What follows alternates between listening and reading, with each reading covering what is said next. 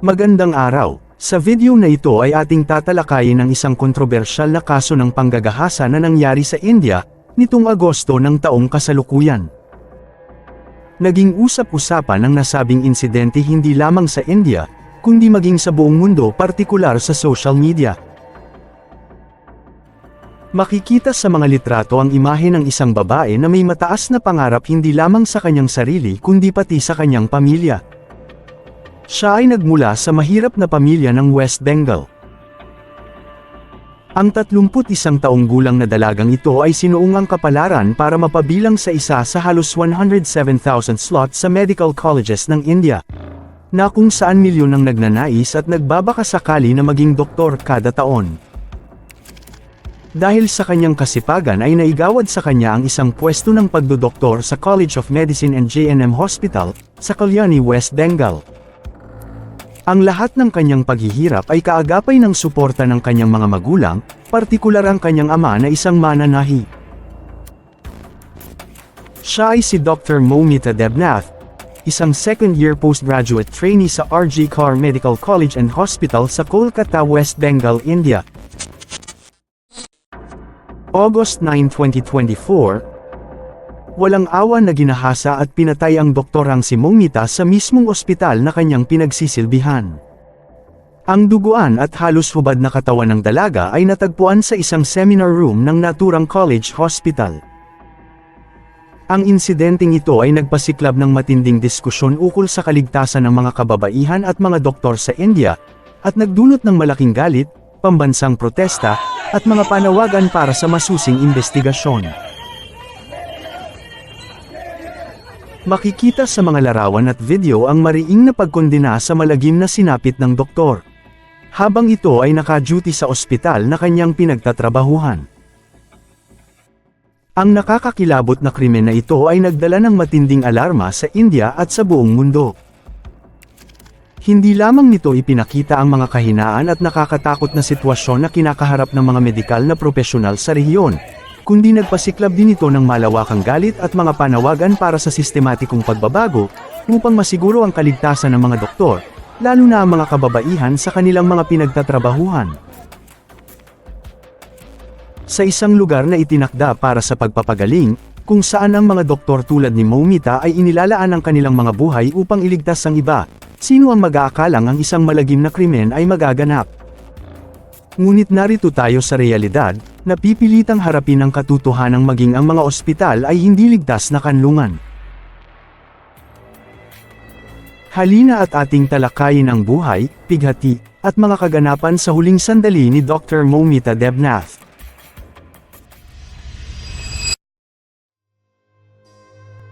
Welcome para sa isa na namang kwentong kakaiba. Kung ikaw ay mahilig sa istorya ng krimen, mga kakaibang kaganapan, at mga kwentong hubuli sa iyong atensyon at imahinasyon, ang channel na ito ay para sa iyo. Para maging updated sa mga bagong istorya, please subscribe. Also, para mas lumawak pa ang maabot ng video na ito, please like, share, and comment. Ipinanganak si Dr. Moumita Debnath noong 1993 sa Kolkata, India. Mula sa kanyang kabataan, ipinakita na niya ang di matatawarang determinasyon at pagsisikap upang maabot ang kanyang mga pangarap.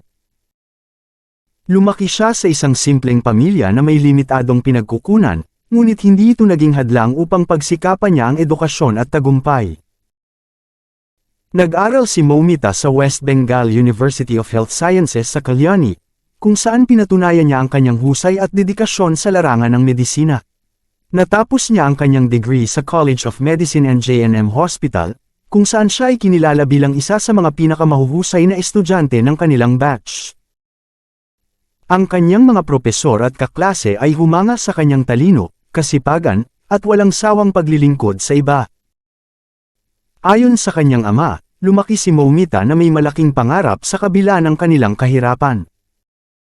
Madalas siyang makikitang nag-aaral hanggang hating gabi, nagbabasa ng mga libro at sumasagot ng mga pagsusulit upang masiguro na matutupad niya ang kanyang adhikain na maging isang doktor. Ang kanyang pamilya ay nagsakripisyo ng husto upang suportahan ang kanyang edukasyon. Ang kanyang ama, na isang mananahi, ay nagsikap na palaguin ang kanyang maliit na negosyo upang makaipon ng sapat na pera para sa pag-aaral ni Moumita.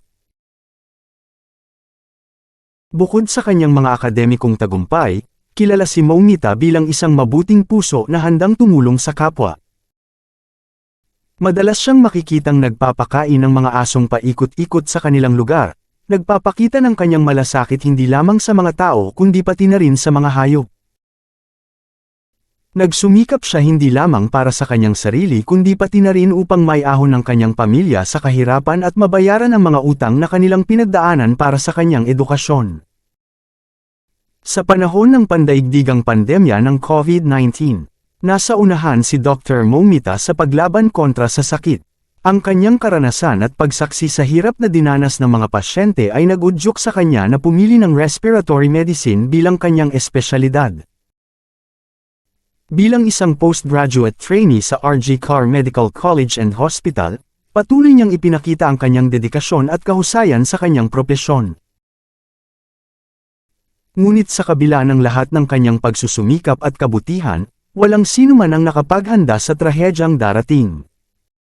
Sino ang mag-aakala na sa loob ng isang institusyong dapat ay simbolo ng buhay at pag-asa, ang isang batang doktor na may maliwanag na kinabukasan ay haharap sa isang madilim at malagim na kapalaran. Ang lugar na dapat sana'y nagbibigay ligtas at proteksyon ay naging saksi sa isang krimen na yayanig sa puso ng buong bansa.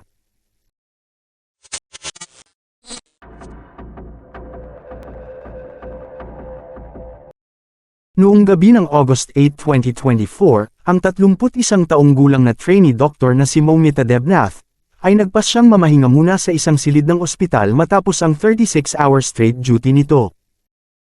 Bago na isipang matulog ng doktora ay nagawa pa nitong sumama sa late dinner ng mga kapwa niya doktor sa naturang ospital.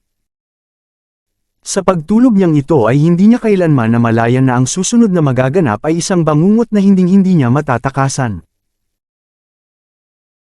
Kinabukasan, August 9, ay nagtaka ang ilan sa kanyang mga kasamang doktor kung bakit hindi nagawang mag-report ni Momita sa kanyang duty sa ospital. Ang pangamba ay mabilis na nagdulot ng takot. Bandang alas 9:30 ng umaga, natagpuan ang kanyang malamig na katawan sa isa sa mga seminar rooms ng kolehiyo, isang lugar na dapat ay para sa pag-aaral, na ngayon ay nasira ng isang malagim na krimen. Natagpuan siyang nakahubad ang kalahati ng katawan, may mga bakas ng matinding karahasan.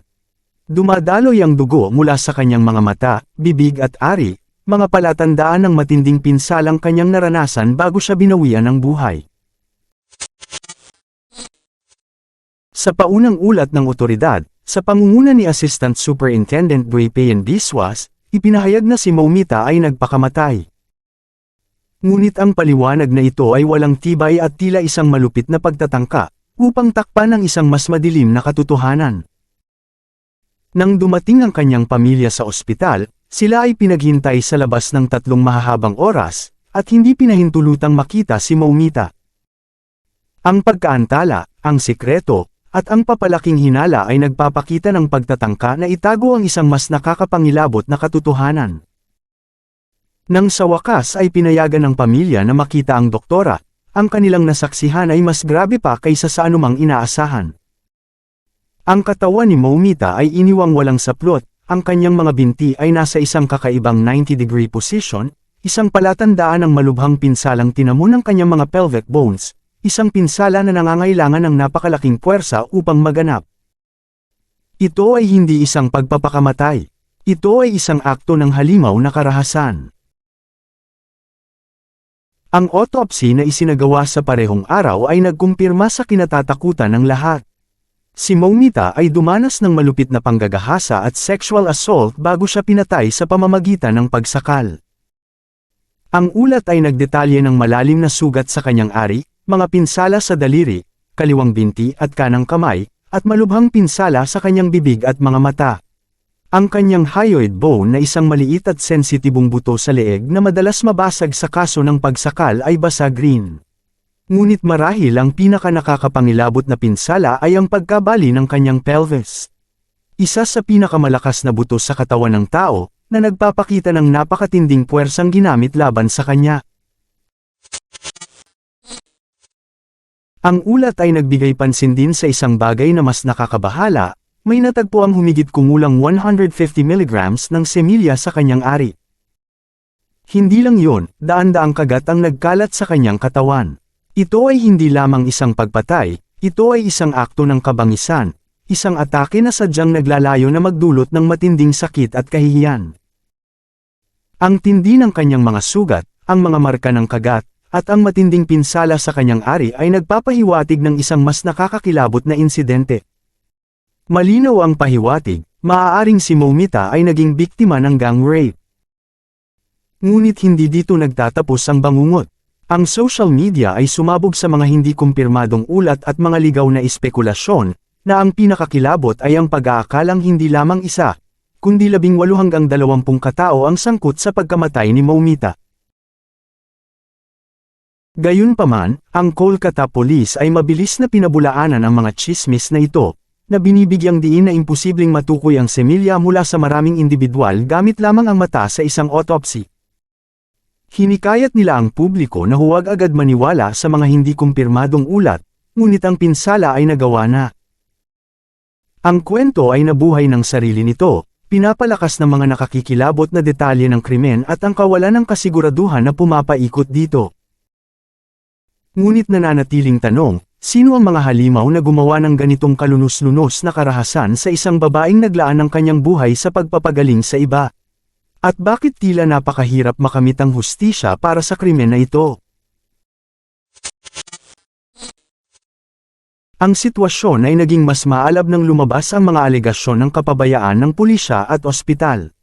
Sa kabila ng kalupitan ng krimen, unang itinanggi ng pulisya na si Momita ay ginahasa ng grupo ng kalalakihan, at ang ospital ay naantalang mag-file ng ulat hanggang ang sitwasyon ay lumala.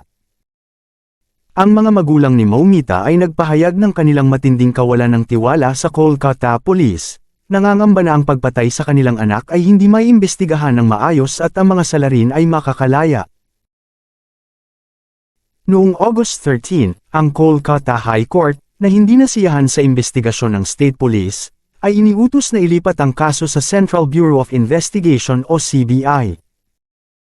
Ang CBI ay kasalukuyang may hawak na ng kaso, ngunit nananatili silang tahimik, walang pahayag na kumpirmasyon ukol sa pagkakasangkot ng maraming salarin o gang rape.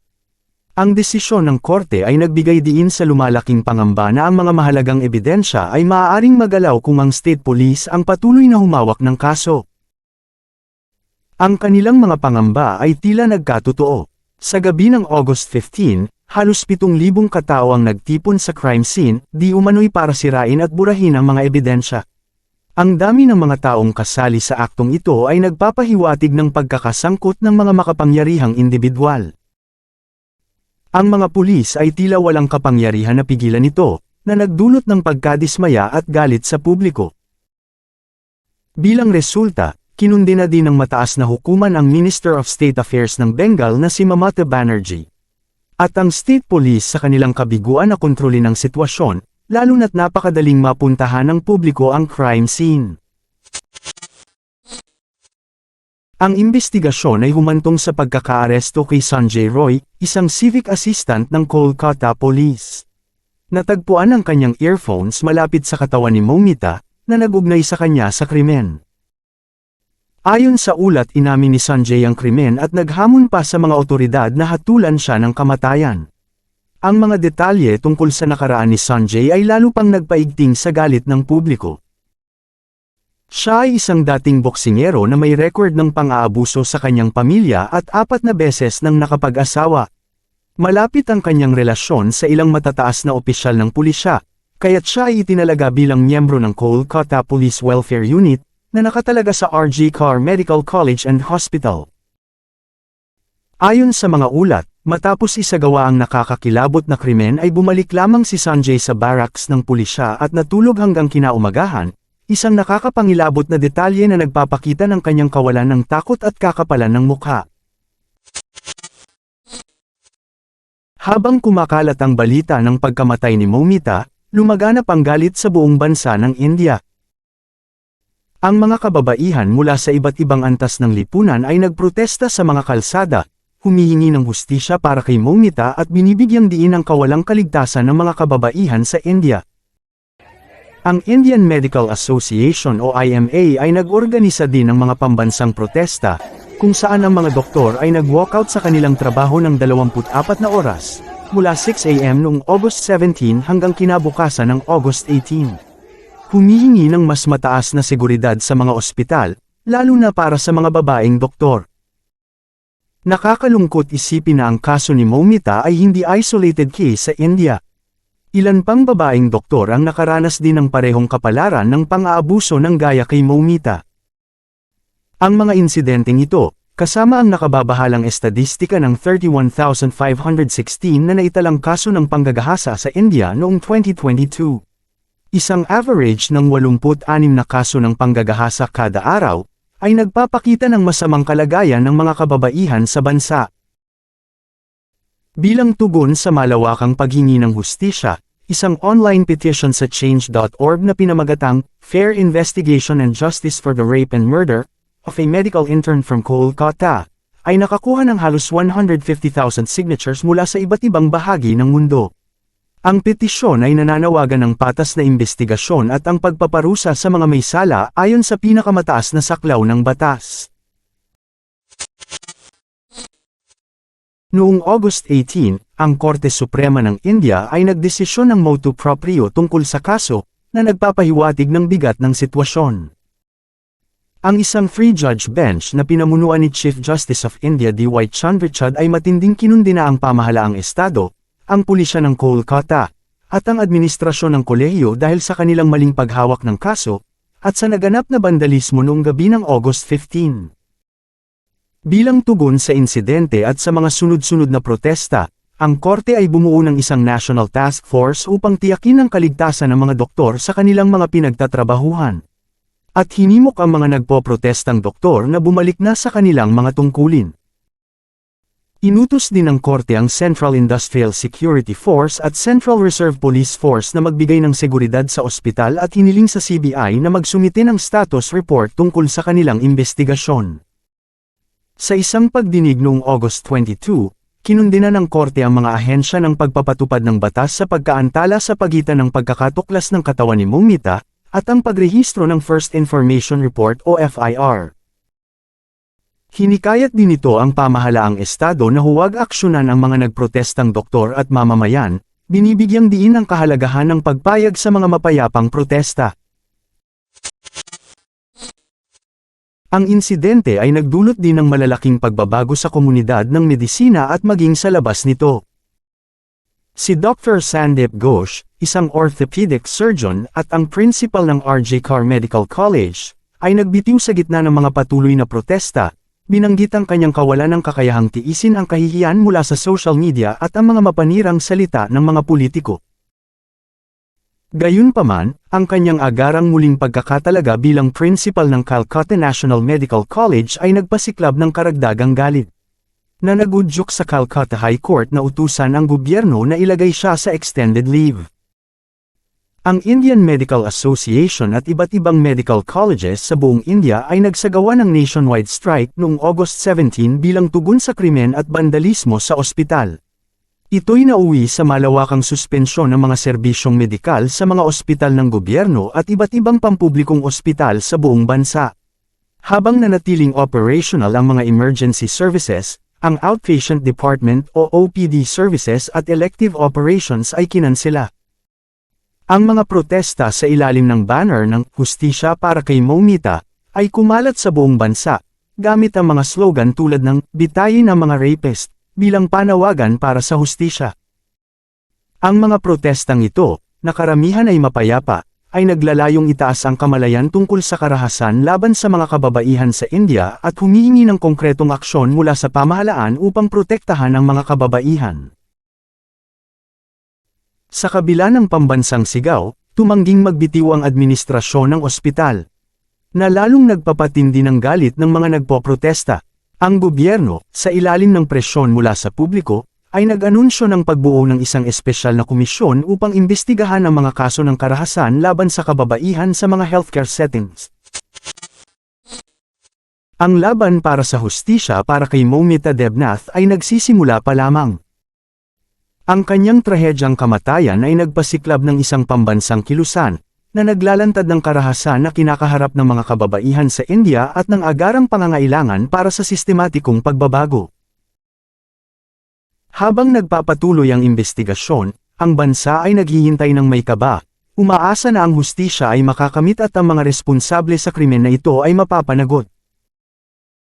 Habang nagpapatuloy ang investigasyon, patuloy na lalabas ang mga detalye ng trahedya ni Moumita Debnath, bawat isa'y mas nakakakilabot kaysa sa nauna. Ngunit isang bagay ang tiyak, ito'y hindi isang ordinaryong krimen. Ito'y isang akto ng labis na kalupitan na nag-iwan ng isang buong komunidad na naguguluhan, humihingi ng mga sagot, at naghahanap ng hustisya para sa isang buhay na tinuldukan sa malagim na paraan. Ang kaso ni Moumita Debnath ay isang matinding paalala ng mga kailangang gawin upang masiguro ang kaligtasan at dignidad ng mga kababaihan sa India. Kung ang kwento na ito ay pumukaw sa iyo, nagbigay sa iyo ng kaba, o nagbigay daan upang mapag-isip-isip mo hinggil sa kalagayan ng mga kababaihan sa ating komunidad, mangyaring maglaan ng sandali upang ilike ang video na ito at mag-subscribe para sa higit pang malalim at nakakatakot na true crime content. Sa pamamagitan ng pag-on ng notifications, hindi mo mamimiss ang anumang episode, at matutulungan mo akong maikalat ang kamalayan sa mga kwentong kailangang marinig. Sama-sama, maaari nating ipagpatuloy ang mga pag-uusap na ito at sana maiwasan ang susunod na trahedya. Maging mapagmatsyag. Maging maalam. At higit sa lahat, manatiling ligtas. Hanggang sa muli. Ito ang kwentong kakaiba.